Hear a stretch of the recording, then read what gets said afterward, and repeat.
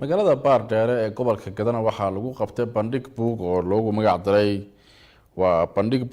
magac daray dibanayaasha aan isdiibin oo ka hadlaya xaaladda Soomaaliya. Cabdirasaaq Soofi ayaa warkan nooga soo diray Baardheere.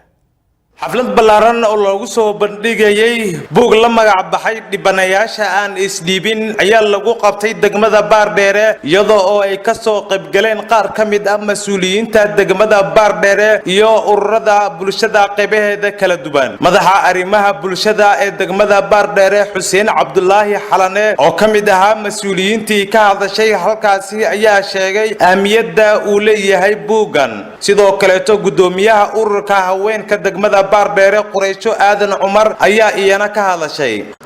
dawladda Soomaaliya maalinkii burburtay maanta inta ka dhaxayso Soomaaliya iyadoo qaraxa ka dhaxtay iyo gowraca ka dhaxsado ururada ka dhax jiraan madaafiyada ka socoto iyo wax wada baranaysay jaamacadaha ka dhaxaysay dalka anaga iska leh Soomaali baan nahay dhifka ayagoo qabtay in isdiibin marqaatibaadkeedu tiin baa malaynaya marka buugaasi sax ah يا الله صوص مي قاعد أشوف صوص أنا سوى صوص أنا شاقدي هذا وافكر تاسلي يعني مركب وحوية وافق استمرك ودلني راح وما تجاني سيس ومعلك وعبرة يوجوه ومعمولو في التاجية وجود وعبرة شذا التاجية وارد كيسين ونوليه جاني سين وهيستنا ومعناها دو ونوليه عافمان نقبه واحد لو قبل هاي واحد لو قد مرايه waxa mustaqbalkiisa laga rabo aad u faansan yahay ardada maanta galabta markay isbedel inay mid aan u taa malaynaya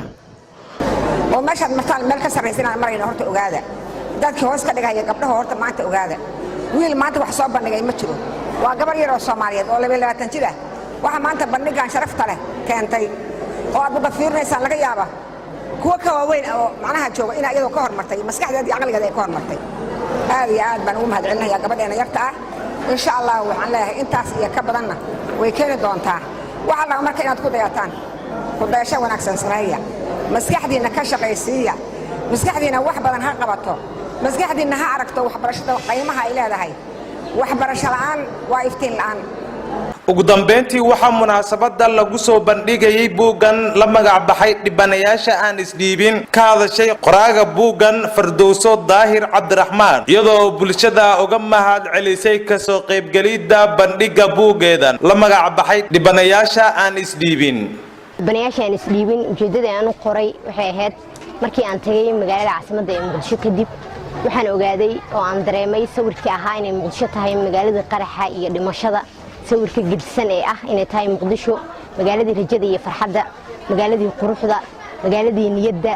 dadkeedana inay yihiin dadka dhibanayaasha aan isdiibin ah Muqdisho inay tahay magaaladii samirka iyo magaalada aan isdiibin sidaas ayaan u qaatay ciwaankan magaciisu uu yahay dhibanayaasha aan isdiibin Baardheere waxay noqonaysaa magaaladii sideedaad ee lagu soo bandhigo buugga dhibanayaasha aan isdiibin Baardheere waa mid ka mid ah degmooyinka ugu qadiimsan degmooyinka Soomaalida waana degmo cilmiga iyo xadaarada u saaxiiba wayna istaahishay in lagu soo bandhigo buugga dhibanayaasha aan isdiibin waan ku faraxsanahay inay noqoto magaaladii ugu horeysay ee gobolka Gada ahaan loogu soo bandhigo buugga dhibanayaasha aan isdiibin Yaxya Cabdirasaaq Soofe RTN magaalada Baardheere ee gobolka Gado